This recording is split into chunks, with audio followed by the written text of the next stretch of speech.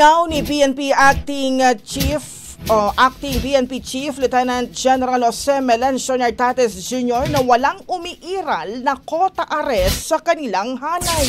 Kasunod ito ng panawagan ng Detainee Rights Advocacy Group na kapatid na bawiin ang umano'y pronouncement ni dating PNP Chief General Nicolas Torre III hinggil sa paggamit ng dami ng pag-aresto bilang batayan ng promosyon ng mga pulis.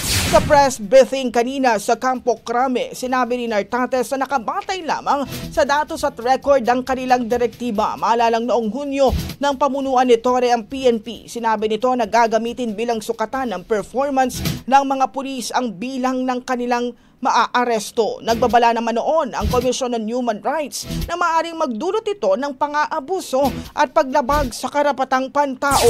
Ngunit nauna nang nilinaw ng ex-PNP chief na walang quota system sa pag-aresto, kundi quality system aninsunod sa batas na may paggalang sa lahat ng karapatang pantao.